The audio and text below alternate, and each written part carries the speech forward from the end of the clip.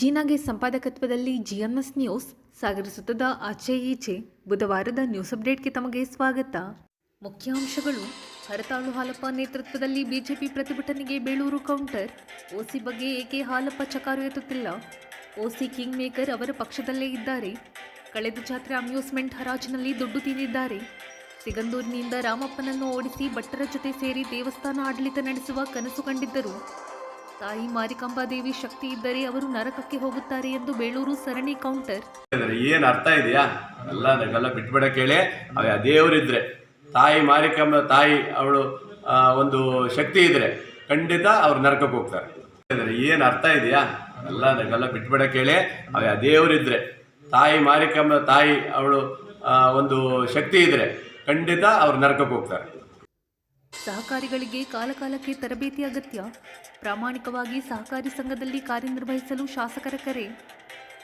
ಸಣ್ಣ ನೀರಾವರಿ ಇಲಾಖೆಯಿಂದ 27 ಫಲಾನುಭವಿಗಳಿಗೆ 1.50 ಕೋಟಿ ರೂಪಾಯಿ ವೆಚ್ಚದಲ್ಲಿ ಬೋರ್ವೆಲ್ ಮೋಟಾರ್ ಮತ್ತು ಪಂಪ್ಸೆಟ್ ವಿತರಣೆ ಮಾಡಿದ ಬೇಳೂರು. ಈಗ ಸುದ್ದಿ ವಿವರ. ಗಾಂಜಾ ನಿಷೇಧಿಸುವಂತೆ ವೀರಾವೇಶದ ಪ್ರತಿಭಟನೆ ಮಾಡಿದ ಮಾಜಿ ಶಾಸಕ ಹರತಾಳು ಹಾಲಪ್ಪ ಪ್ರತಿಭಟನೆಯಲ್ಲಿ ಓಸಿ ಮಟ್ಕಾ ನಿಲ್ಲಿಸಿ ಎಂದು ಏಕೆ ಹೇಳಿಲ್ಲ ಎಂದು ಶಾಸಕ ಹಾಗೂ ಅರಣ್ಯ ಕೈಗಾರಿಕಾ ಅಭಿವೃದ್ಧಿ ನಿಗಮದ ಅಧ್ಯಕ್ಷ ಗೋಪಾಲಕೃಷ್ಣ ಬೇಳೂರು ಪ್ರಶ್ನೆ ಮಾಡಿದ್ದಾರೆ. ಬುಧವಾರ ಮಾಧ್ಯಮದ ಜೊತೆ ಅವರು ಮಾತನಾಡುತ್ತಿದ್ದರು. ಚುಕ್ಕೆ ರೋಗದ್ದು ಕೆಳದಿ ಯೂನಿವರ್ಸಿಟಿಯಿಂದ ನಮ್ಮ ಕೃಷಿ ಯೂನಿವರ್ಸಿಟಿಯಿಂದ ಅಲ್ಲಿಂದ ಕೆಲವು ನಮ್ಮ ತಜ್ಞರನ್ನ ಮತ್ತು ಪ್ರೊಫೆಸರ್ಗಳನ್ನ ಕರೆಸಿ ಮತ್ತು ಅಲ್ಲಿಯ ಹೋಬಳಿಗೆ ಆ ಹೋಬಳಿಯಲ್ಲಿ ಒಂದು ಮಾಹಿತಿ ಕಾರ್ಯಕ್ರಮವನ್ನು ಮಾಡಿ ತೋಟದಲ್ಲಿ ಹೋಗಿ ಅಲ್ಲೇ ಕೂತು ಚರ್ಚೆ ಮಾಡಿ ಆನಂತರ ಒಂದು ಸಭೆ ಮಾಡಿದ್ವಿ. ಭಾಳ ಅದ್ಭುತವಾಗಿ ಅವ್ರ ಕಾನ್ಸೆಪ್ಟ್ ಇತ್ತು. ಭಾಳ ಚೆನ್ನಾಗಿ ತಿಳಿಸ್ಕೊಟ್ರು. ಯಾವ ಔಷಧಿ ಹೊಡಿಬೇಕು, ಹೇಗಾಯಿತು, ಎಲೆಗೆ ಹೆಂಗೆ ಬರುತ್ತೆ, ಏನಾಗುತ್ತೆ ಅನ್ನೋದನ್ನೆಲ್ಲ ಸೂಕ್ಷ್ಮವಾಗಿ ಒಂದೂವರೆ ಗಂಟೆ ಅವರು ಒಂದು ನಮ್ಮ ಸ್ಕ್ರೀನಲ್ಲಿ ತೋರಿಸ್ಕೊಟ್ರು. ಭಾಳ ಚೆನ್ನಾಗಿ ಕೇಳಿದರು. ರೈತರೆಲ್ಲ ಕೇಳಿದರು, ನೀವು ಯಾವುದೇ ಔಷಧಿ ಹೊಡೆದ್ರೆ ಏನೇ ಹೊಡೆದ್ರೂ ಆಗೋದಿಲ್ಲ, ಇಂಥ ಔಷಧಿನೇ ಹೊಡಿಬೇಕಂತ ಪ್ರೊಟಿಕಲವಾಗಿ ಅದು ನಿಜವಾಗ್ಲೂ ಆ ಕಾನ್ಸೆಪ್ಟ್ ತುಂಬ ಚೆನ್ನಾಗಾದ್ಮೇಲೆ ನಾನೀಗ ಮತ್ತೆ ಬ್ಯಾಕ್ವರ್ಡಲ್ಲಿ ಒಂದು ಮಾಡಬೇಕಂತ ತೀರ್ಮಾನ ಮಾಡಿದ್ದೀನಿ. ಬ್ಯಾಕ್ವರ್ಡಲ್ಲೂ 3 ಪಂಚಾಯತ್ಗೆ ಸೇರಿಸಿ ಒಂದು ದೊಡ್ಡ ಮಟ್ಟದ ಕಾರ್ಯಕ್ರಮ ಮಾಡಬೇಕಂತ ಇದ್ದೀನಿ. ಖಂಡಿತ ತುಂಬ ಚೆನ್ನಾಗಾಗುತ್ತೆ. ಔಷಧಿಗಳನ್ನು ತಂದಿದ್ರು ಅವರು. ಔಷಧಿ ಇಂಥದ್ದೇ ಹೊಡಿಬೇಕು, ಇದೇ ತೊಗೊಳ್ಬೇಕು, ಚೆನ್ನಾಗಿದೆ, ನೀವು ಬೇರೆ ಯಾವುದು ಹೊಡೆದ್ರೂ ನಡೆಯೋದಿಲ್ಲ ಅನ್ನೋದನ್ನ, ಮತ್ತು ಯಾವ ಥರ ನೀವು ಮಾಡಬೇಕು, ಕೃಷಿ ಹೇಗೆ ಮಾಡಬೇಕು, ಮಣ್ಣು ಪರೀಕ್ಷೆ ಏನು ಮಾಡಬೇಕು, ಮಣ್ಣು ಪರೀಕ್ಷೆನೂ ಅಷ್ಟೇ ಬರೀ ಅಲ್ಲೊಂದೇ ಮಾಡೋದಲ್ಲ, ಒಂದು 10 ಕಡೆ ಮಣ್ಣು ಪರೀಕ್ಷೆ ಮಾಡಿ ನೀವು ಕೊಡಬೇಕು ಅನ್ನೋದನ್ನು ಸಹ ಅವರೆಲ್ಲ ಹೇಳಿದರು. ತುಂಬ ಅದ್ಭುತವಾಗಿತ್ತು, ಚೆನ್ನಾಗಿತ್ತು. ನನಗೇನೋ ಅವರ ಒಂದು ಸಲಹೆಗಳು ರೈತರಿಗೆ ಮುಟ್ಟಿದೆ ಅಂತ ನನಗೆ ಅನಿಸುತ್ತೆ. ನಿನ್ನೆ ಬಿ ಜೆ ಪಿಯವರು ಹೋರಾಟ ಮಾಡಿದ್ರು, ಅದು ಯಾತಕ್ಕಾಗಿ ಹೋರಾಟ ಮಾಡಿದ್ರು ನನಗಂತೂ ಅರ್ಥ ಆಗ್ತಾಯಿಲ್ಲ.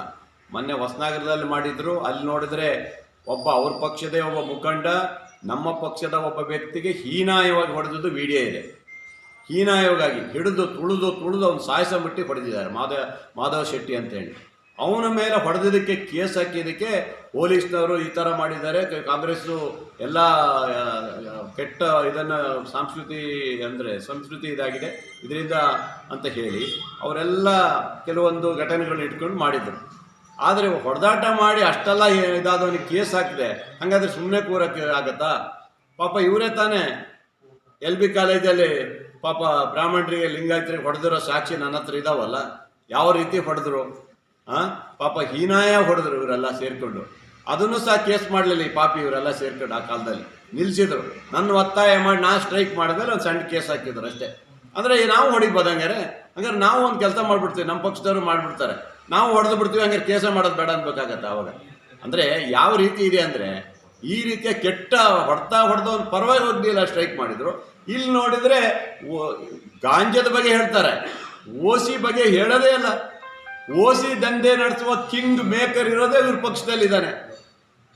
ಓಸಿ ಅವನ ಪರವಾಗಿ DC ಹೋಗಿ ಮನವಿ ಮಾಡಿ ಬಂದರು. ಅವನ ಮೇಲೆ ಕೇಸ್ ಇದೆ, ಅವನ ಮೇಲೆ ರೌಡಿ ಲಿಸ್ಟ್ ಇದೆ. ಓಸಿ ಮಾಡಿ ಇಡೀ ಕುಟುಂಬ ಹಾಳು ಮಾಡ್ತಾರೋ ಅಪ್ಪ ದುಷ್ಟ ಇಲ್ಲಿದ್ದಾನೆ, ಅವನ ಪಕ್ಷದಲ್ಲೇ ಇದ್ದಾನೆ. ಅವನ ಬಗ್ಗೆ ಮಾತಾಡಲ್ಲ, ಚಕ್ರ ಎತ್ತದಲ್ಲಿ ಇವ್ರು ಪಾಪಿಗಳೆಲ್ಲ ಸೇರ್ಕೊಂಡು. ಅಂದರೆ ಇವ್ರು ಮಾಡೋದೆಲ್ಲ ಸಹಜನಾ?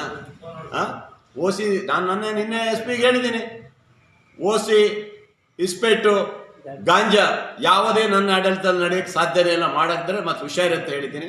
SP ಹೇಳಿದ್ದಾರೆ, ಅದಕ್ಕೆ ಯಾರು ಮಾಡ್ತಾರೆ ಅವ್ರು ಗಡಿಪಾರು ಮಾಡ್ತೀನಿ ಅಂತಲೂ ಹೇಳಿದ್ದಾರೆ. ನಾನೇ ಸುಮ್ಮನೆ ಕೂತಿದ್ದೀವ? ನಾವು ಮಾಡಿದ್ದೀವಿ. ಅದಕ್ಕಿಂತ ಹೆಚ್ಚಾಗಿ ಏನು ಎಣ್ಣೆ ಅಂಗಡಿ ಸ್ವಲ್ಪ ತೆರೆದ್ರ ಎಣ್ಣೆ ಅಂಗಡಿ ಮೂಲೆ ಎಣ್ಣೆ ಅಂಗಡಿ ಕೊಟ್ಟ ಅಣ್ಣನೇ ಅದೇನಲ್ವಾ ಅದು ಎಷ್ಟು ಕುಟುಂಬ ಹಾಳಾಗಿ ಹೋದುವಲ್ಲ. ಇವನು ಮಾತ್ರ ದುಡ್ಡು ಚೆನ್ನಾಗಿ ಬಂದ್ರೆ ಸಾಕಷ್ಟೇ ಅಲ್ವಾ. ಯಾವ ನೀತಿಯಿಂದ ಮಾಡ್ತೀರಿ ನೀವು? ನಿಮ್ಮ ಕಾಲದಲ್ಲಿ ರೈತರು ಹೋರಾಟನೇ ಮಾಡಲಿಲ್ವಾ? ರೈತ ಸಂಘದಲ್ಲಿ ಎಷ್ಟು ಹೋರಾಟ ಮಾಡಿದ್ರು ನಿಮ್ಮ ಕಾಲದಲ್ಲಿ? ಕರೆಂಟ್ ಇಲ್ಲ ಅಂತೇಳಿ. ಇದೆಲ್ಲ ಸಹಜ. ಯಾಕಂದರೆ ಈ ಸಮಯ ಬಂದಾಗ ಮೋಟ್ರ್ ಚೆನ್ನಾಗಿ ಓಡ್ತಾ ಇರ್ತಾವೆ, ಮೋಟ್ರ್ ಹಾಳಾಗ್ತಾವೆ, ಟಿ ಸಿ ಹಾಳಾಗ್ತಾವೆ, 1-2 ದಿವಸ 3 ದಿವಸ ಆಗೇ ಆಗುತ್ತೆ. ಇವೆಲ್ಲ ಸಹಜ ಇರ್ತದೆ. ಹಾಗಾಗಿ ದಯವಿಟ್ಟು ಈ ಥರ ಲಕ್ಷಕ್ಕೆ ಕೊಟ್ಟರು. ಹಿಂದಿನ ಸರಿ ಹರಾಜಲ್ಲಿ ಅವರ ಶಿಷ್ಯರಿಗೆ ಗೌತಮ ಮತ್ತು ಅವ್ರ ಕಡೆಯವ್ರು ಹಿಡಿದ್ರು 52 ಲಕ್ಷಕ್ಕೆ ಹರಾಜಾಯಿತು. ಅಲ್ಲಿ ಅಡ್ಜಸ್ಟ್ಮೆಂಟ್ ಮಾಡ್ಕೊಂಡು ಕೊಟ್ಟಿದ್ದಾನೆ ಅಣ್ಣ, ನನಗೆ ಗೊತ್ತಿದೆ ಆಯಿತಾ. ಆಮೇಲೆ ಉಳಿದ ದುಡ್ಡನ್ನು ಗಣಪತಿ ಕೆರೆಗೂ ಇದು ಹಬ್ಬ ಮಾಡಿದಲ್ಲಿ ಕೆರೆ ಹಬ್ಬ ಮಾಡಿದ್ರು. ಈ ಸರಿ 1,34,00,000ಕ್ಕೆ ನಾ ಹಿಡಿಸಿದ್ದೀವಿ. ಅದೇ ಅವ್ರ ಕಡೆಯವರೇ, ನಮ್ಮ ಕಡೆಯವರಲ್ಲ. ಗೌತಮ್ ಯಾರು ನಮ್ಮ ಕಡೆಯವನಾ? ಅದು ಲಿಂಗರಾಜ ನನ್ನ ಕಡೆಯವನಾ? ಹಂಗೆ ಅದು ಯಾವ ಬಾಯಿಂದ ಹೇಳ್ತಾನೆ? ಆ ತಾಯಿ ಏನಾದ್ರು ಇದ್ದರೆ ಅವನು ನರಕಕ್ಕೆ ಹೋಗ್ತಾನೆ. ಬರೆದಿಡ್ ಕಡೆ ತಾಯಿ ಏನಾದರೂ ಸತ್ಯ ಇದ್ದರೆ ಅವ ನರಕಕ್ಕೆ ಹೋಗ್ತಾನೆ. ಯಾರು ಹೇಳಿದಾನೆ ಅವನು ನರಕಕ್ಕೆ ಹೋಗ್ತಾನೆ. ಬೇಡೋರು ಯಾವತ್ತೂ ಅಮ್ಮನ ದುಡ್ಡು ಹೊಡ್ಕೊ ತಿನ್ನೋರು ಅಲ್ಲ. ಅಮ್ಮನ ದುಡ್ಡು 1 ಪೈಸಾ ನಾವು ಮುಟ್ಟಲ್ಲ ಆಯಿತಾ. ಅಮ್ಮನ ದುಡ್ಡು ಏನಿದ್ರು ನಾವು ಶಾಲೆ ಮತ್ತು ನಮ್ಮ ಕಲ್ಯಾಣ ಮಂಟಪಕ್ಕೆ ನಾನು ಮೀಸಲಾಗಿ ಇಟ್ಟಿನಿ, ಬಿಟ್ಟರೆ ಬೇರೆ ಉದ್ದೇಶ ನಮಗಿಲ್ಲ. ನಮ್ಮ ಕಡೆಯವ್ರು ಯಾರೂ ಹಿಡಿದಿಲ್ಲ, ಎಲ್ಲ ಅವನ ಕಡೆಯವರೇ ಹಿಡಿದಿರೋದು, ಅವ್ರ ಕಡೆಯವರೇ ಮಾಡಿದ್ದು. 52 ಲಕ್ಷ ಹೋದ ವರ್ಷ, ಹಿಂದಿನ ಸರಿ. ಈ ಸರಿ 134 ಲಕ್ಷ, 1,34 ಲಕ್ಷ ಹೆಂಗಾತು? ಅಲ್ಲಿಗೆ ಅರ್ಧಕ್ಕಲ್ಲ, ಡಬಲ್ ಆಯಿತು. 82 ಲಕ್ಷ ಈ ಸರಿ ಜಾಸ್ತಿ ಆಯಿತು. ಹೆಂಗಾಯಿತು? ಸರಿ ನೀನು ಅಡ್ಜಸ್ಟ್ ಮಾಡಿ ಅವ್ರಿಗೆ ಮಾಡಿಕೊಟ್ಟಿದ್ದೀಯಾ, ನೀ ದುಡ್ಡು ಹೊಡ್ಕೊ ತಿಂದಿದ್ದೀಯಾ. ಈಗ ಮಾತು ಹತ್ರ ಪ್ರಮಾಣ ಮಾಡ್ತೀನಿ ಅಂತೇನು? ಪ್ರಮಾಣ ಮಾಡೋಕ್ಕೆ ಯೋಗ್ಯತೆಯೇ ಇಲ್ಲ. ಧರ್ಮಸ್ಥಳಕ್ಕೆ ಹೋಗಿ ಪ್ರಮಾಣ ಮಾಡ್ತೀನಿ ಅಂದೆ, ಅಲ್ಲಿ ಬರಲೇ ಇಲ್ಲ, ಓಡೋಗ್ಬಿಟ್ಟೆ. ಈಗ ಸಿಗಂದೂರಿಗೆ ಪ್ರಮಾಣ ಮಾಡ್ತೀನಿ ಅಂತಿದ್ಯಾ. ಸಿಗಂದೂರು ಏನು ಪ್ರಮಾಣ ಮಾಡ್ತೀಯಾ? ನೀನು ಹಾಗಾದ್ರೆ ನೀನು ಶಾಸಕನಾಗಿ ಒಂದು ದೇವಸ್ಥಾನನ ಆಡಳಿತ ಮಂಡಳಿಯನ್ನು ಅದನ್ನ ಬೇರೆಯವ್ರಿಗೆ ಕೊಡೋಕ್ಕಾಗುತ್ತಾ? ನಾನು ಇರ್ಬೇಕಾದ್ರೆ ಹಾಗಾದ್ರೆ ನೋಡೋಣ, ಕೊಟ್ಬಿಡ್ಲಿ ನೋಡೋ ಯಾವ್ದಾದ್ರು ದೇವಸ್ಥಾನನ. ನಾನು MLA ಆಗಿ ನನ್ನ ಸರ್ಕಾರ ಇದ್ದಾಗ ನಿನ್ನ ಪಿತೂರು ಇಲ್ಲದೆ ಆಗುತ್ತಾ? ನಿನ್ನ ಕೈವಾಡ ಇಲ್ಲದೆ ಆಗುತ್ತಾ? ಇವೆಲ್ಲ ನಾಟಕ. ಮತ್ತೇನಾದ್ರು ಜನರಿಗೆ ಹೊಲ್ಸೋಣ, ನಂದು ಕೈವಾಡ ಇಲ್ಲ ಅಂತ ಹೇಳ್ತಾರೆ ಅಷ್ಟೇ. ಇದು ಸಂಪೂರ್ಣವಾಗಿ ಸಿಗಂದೂರನ್ನ ಇವರು ಗುರುಮೂರ್ತಿ ಮತ್ತು ರಾಘವೇಂದ್ರ ಸೇರಿ ಮಾಡಿರೋದು. ಇದು 100ಕ್ಕೆ 100 ಸತ್ಯ. ಇದನ್ನು ಭಟ್ರನ್ನ ಓಡಿಸ್ಬೇಕು, ಅಲ್ಲ ಭಟ್ರನ್ನಲ್ಲ, ರಾಮಪ್ಪನವ್ರು ಓಡಿಸ್ಬೇಕು, ಭಟ್ರಿಗೆ ಎಲ್ಲ ಸ್ಫೂರ್ತಿ ಕೊಡಬೇಕಂತ ಮಾಡಿದ್ದು. ನಾನು ಭಟ್ರೆಲ್ಲ ಎಷ್ಟು ಸರಿ ಮಾತಾಡಿದ್ದೀವಿ, ಆಯ್ತಂತ ಒಪ್ಕೊಂಡ್ರೆ ಲಾಸ್ಟಿಗೆ ಹೋಗಿರೋದು ಎಲ್ಲ ನನಗೆ ಗೊತ್ತಿದೆ. ಈಗ ಸಿಗಂದೂರಿಗೆ ಭೇಟಿ ಮಾಡ್ತೀನಿ, ಸಿಗಂದೂರಿಗೆ ಹೋಗ್ತೀನಿ ಅಂತ ಹೇಳ್ತಾ ಇದ್ದಾರೆ. ಯಾವ ಉದ್ದೇಶಕ್ಕೆ ಹೋಗ್ತೀರಿ? ಈಗ ಒಬ್ಬ MLA ಆದರೆ ಒಂದು ದೇವಸ್ಥಾನ ಹಂಗಾರೆ ಆಡಳಿತ ಮಂಡಳಿ ಇದಕ್ಕೆ ಬಿಜರಾಯಿ ಬರೆಯೋಕ್ಕಾಗುತ್ತಾ? ಸಾಧ್ಯ ಇದೆಯಾ? ಅದು ಹೆಂಗೆ ಬರೀತೀರಿ? ನಾನು ಇರ್ಬೇಕಾದ್ರೆ ಬರಲಿ ನೋಡೋಣ, ಈಗ ಆಗ್ತಿತ್ತಾ?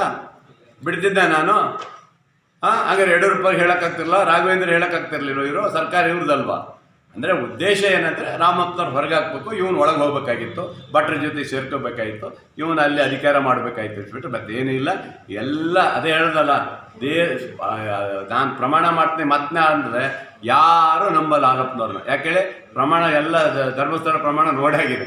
ನಮ್ಮವರೇ ಬರಲು ದುಡ್ಡು ಕೊಟ್ಟು ಈಗ ಪ್ರಮಾಣ ಮಾಡ್ತೀನಿ ಅಂತ ಹೇಳಿ ವಿನಾಯಕ್ ಭಟ್ರು ತಗೊಂಡು ವಿನಾಯಕ್ ಭಟ್ರು ಎಲ್ಲ ತಗೊಂಡು ಈಗ ಇಲ್ಲ ಅಂತ ಹೇಳಿದರೆ ಏನು ಅರ್ಥ ಇದೆಯಾ? ಎಲ್ಲ ಬಿಟ್ಬಿಡಕ್ಕೆ ಹೇಳಿ ಅವೆ ದೇವರಿದ್ರೆ ತಾಯಿ ಮಾರಿಕಮ್ಮ ತಾಯಿ ಅವಳು ಒಂದು ಸಹಕಾರಿ ಕ್ಷೇತ್ರ ಅತ್ಯಂತ ಪವಿತ್ರವಾದ ಕ್ಷೇತ್ರವಾಗಿದ್ದು ಅದರ ಪಾವಿತ್ರ್ಯತೆ ಹಾಳು ಮಾಡಬಾರದು. ಸಹಕಾರಿ ಸಂಸ್ಥೆಯಲ್ಲಿದ್ದು ರೈತರಿಗೆ ಜನಸಾಮಾನ್ಯರಿಗೆ ಉಪಕಾರ ಮಾಡಬೇಕೇ ವಿನಃ ಭ್ರಷ್ಟಾಚಾರ ನಡೆಸಿ ಉಪದ್ರವ ಕೊಡಬೇಡಿ ಎಂದು ಶಾಸಕ ಹಾಗೂ ಅರಣ್ಯ ಕೈಗಾರಿಕಾಭಿವೃದ್ಧಿ ನಿಗಮದ ಅಧ್ಯಕ್ಷ ಗೋಪಾಲಕೃಷ್ಣ ಬೇಳೂರು ಕಿವಿಮಾತು ಹೇಳಿದ್ದಾರೆ. ಸಾಗರದ ಪವಿತ್ರ ಸಭಾಂಗಣದಲ್ಲಿ ಬುಧವಾರ ಜಿಲ್ಲಾ ಸಹಕಾರಿ ಯೂನಿಯನ್, ಜಿಲ್ಲಾ ಸಹಕಾರ ಕೇಂದ್ರ ಬ್ಯಾಂಕ್ ಹಾಗೂ ಸಹಕಾರಿ ಇಲಾಖೆಯಿಂದ ಪ್ರಾಥಮಿಕ ಕೃಷಿ ಪತ್ತಿನ ಸಹಕಾರ ಸಂಘಗಳ ಅಧ್ಯಕ್ಷರು, ಆಡಳಿತ ಮಂಡಳಿ, ನಿರ್ದೇಶಕರು, ಮುಖ್ಯ ಕಾರ್ಯನಿರ್ವಹಣಾಧಿಕಾರಿಗಳಿಗೆ ಹಮ್ಮಿಕೊಳ್ಳಲಾಗಿದ್ದ 1 ದಿನದ ತರಬೇತಿ ಕಾರ್ಯಾಗಾರವನ್ನು ಉದ್ಘಾಟಿಸಿ ಅವರು ಮಾತನಾಡುತ್ತಿದ್ದರು. ಸಹಕಾರಿ ಯೂನಿಯನ್ ನಿರ್ದೇಶಕ ದಿನೇಶ್ ಬರದವಳ್ಳಿ ಕಾರ್ಯಕ್ರಮದ ಅಧ್ಯಕ್ಷತೆ ವಹಿಸಿ ಸಹಕಾರಿ ಯೂನಿಯನ್ ಜಿಲ್ಲಾಧ್ಯಕ್ಷ ಹನುಮಂತಪ್ಪ ಸಿಂಗ್ ಮಾತನಾಡಿದರು. ಸಹಕಾರಿ ಯೂನಿಯನ್ ಉಪಾಧ್ಯಕ್ಷ ಅಮೃತೇಶ್ವರ್ BM, ಸಹಕಾರ ಸಂಘಗಳ ಸಹಾಯಕ ನಿಬಂಧಕ ಸತೀಶ್ ಕುಮಾರ್ HS ಇನ್ನಿತರರು ಹಾಜರಿದ್ದರು. ಸುನಂದ ಪ್ರಾರ್ಥಿಸಿದರು. ಯಶವಂತ್ ಕುಮಾರ್ H ಸ್ವಾಗತಿಸಿದರು. ದಿನೇಶ್ BG ಬರದವಳ್ಳಿ ಪ್ರಾಸ್ತಾವಿಕ ಮಾತನಾಡಿದರು. ಮಾರುತಿ HH ವಂದಿಸಿದರು. ಸಂತೋಷ್ ಕುಮಾರ್ R ಕಾರ್ಯಕ್ರಮ ನಿರೂಪಿಸಿದರು.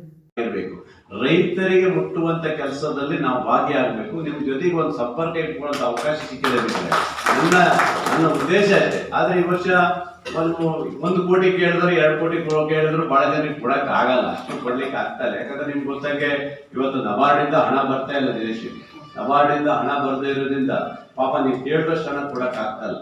ಇರುವಂತ ಇದರಲ್ಲೂ ಸಹ ನಾವು ಆದಷ್ಟು ಅಡ್ಜಸ್ಟ್ ಮಾಡಿ ಈ ಭಾಗದ ರೈತರಿಗೆ ಎಷ್ಟು ಸಾಲ ಕೊಡಬೇಕಾಗುತ್ತೋ ಅಷ್ಟು ನಾವನ್ನು ಕೊಟ್ಟಿದ್ದೀವಿ. ಹಾಗೆ ನಾವು ಇವತ್ತು ಈ ಮಾಹಿತಿ ಕಾರ್ಯಾಗಾರದಲ್ಲಿ ತಮ್ಮೆಲ್ಲ ಸೌಕರ್ಯಗಳು ಏನೇನು ಸಿಗುತ್ತೆ, ಏನೇನು ಆಗುತ್ತೆ, ಏನೇನು ಆಗ್ಬೋದು ಎಲ್ಲವನ್ನ ಕೂತು ಸಂಜೆ ರವೀಂದ್ರನಾಥ್ ಬರ್ತಾರೆ, ಅವರ ಹತ್ರನೂ ಚರ್ಚೆ ಮಾಡಿ ಚೆನ್ನಾಗಿ ತಿಳುವಳಿಕೆ ತಗೊಂಡು ತಮ್ಮ ಮುಂದಿನ ಬ್ಯಾಂಕ್ ಗುರಿಯನ್ನ ಒಳ್ಳೆ ರೀತಿಯಲ್ಲಿ ನಡೆಸ್ಕೊಂಡು ಹೋಗುವಂತ ಅವಕಾಶ ನಿಮ್ಗೆ ಸಿಕ್ಕಿದೆ. ಇದನ್ನ ಕಲ್ಕೊಳ್ಳಿ. ಬಹಳ ಒಳ್ಳೆಯ ಕಾರ್ಯಕ್ರಮ ಇದೆ. ಇದು ನಿಜವಾಗ್ಲೂ ಕೊಡಬೇಕು. ಈ ಗ್ರಾಮ ಪಂಚಾಯತಿಗೆ ಕೊಡ್ತೇವೆ ನಾವೀಗ. ಗ್ರಾಮ ಪಂಚಾಯತಿಯ ಸದಸ್ಯರಿಗೆ ಪ್ರತಿ 3-4 ತಿಂಗಳಿಗೆ ಕೊಡ್ತಾರೆ. 4 ತಿಂಗಳಿಗೂ ಅವರಿಗೆ ಒಂದೊಂದು ಕಾರ್ಯಕ್ರಮ ಮಾಡೋದು. ಅದಕ್ಕೆ ಒಬ್ರು ಇಟ್ಟಿದ್ದಾರೆ, ಕಾಯಂ ಇರ್ತಾರೆ. ಅವರಿಗೆ ಏನು ಹೇಳ್ತಾರೆ, ಅವರಿಗೆ ಆ ಕಾರ್ಯಕ್ರಮ ಮಾಡ್ಲಿಕ್ಕೆ ಅವಕಾಶ ಇದೆ. ಅವರಿಗೆ ಅವರು ಮಾಡ್ತಾನೇ ಇರ್ತಾರೆ.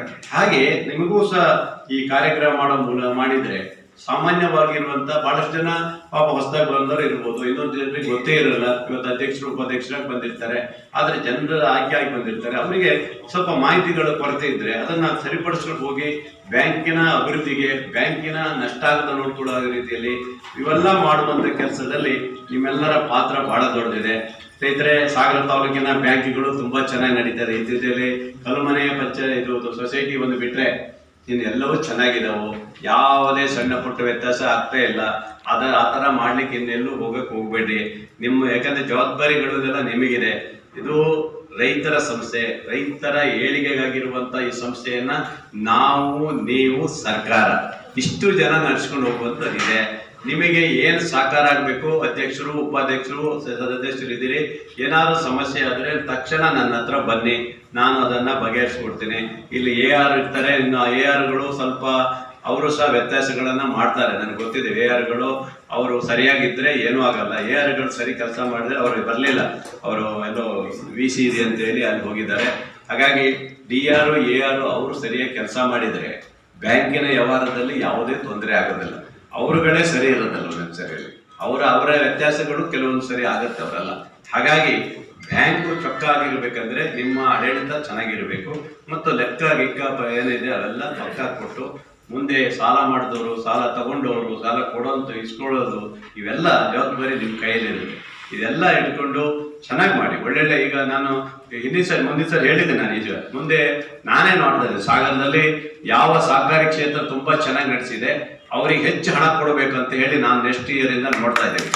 ನೆಕ್ಸ್ಟ್ ಇಯರ್ ಇಂದ ಸಹಕಾರಿ ಕ್ಷೇತ್ರ ಚೆನ್ನಾಗಿ ಮಾಡಿದವರಿಗೆ ಯಾರು ಮಾಡ್ತಾರೆ ಫಸ್ಟ್, ಸೆಕೆಂಡ್, ಥರ್ಡ್ ಕೊಟ್ಟು ಅವರಿಗೆ ಹೆಚ್ಚಿದು ಕೊಟ್ಟು ಮತ್ತು ಪ್ರಶಸ್ತಿನೂ ಕೊಡಬೇಕು. ಇಲ್ಲೇ ಸಾಗರದಲ್ಲೇ ಕೊಡಬೇಕು. DCC ಬೇಕು ಅಲ್ಲಿ ಕೊಡಲ್ಲ, ಜಿಲ್ಲಾ ಮಟ್ಟದಲ್ಲಿ ಕೊಡಲ್ಲ. ಸಾಗರದಲ್ಲೇ ಒಬ್ಬ MLA ಆಗಿ ಸಹಕಾರ ಕ್ಷೇತ್ರದಲ್ಲಿ ಫಸ್ಟ್, ಸೆಕೆಂಡ್, ಥರ್ಡ್ ಅಂತ ಮಾಡಿ ಯಾರ್ಯಾರು ಚೆನ್ನಾಗಿ ಮಾಡಿ ಸಂದರ್ಭ.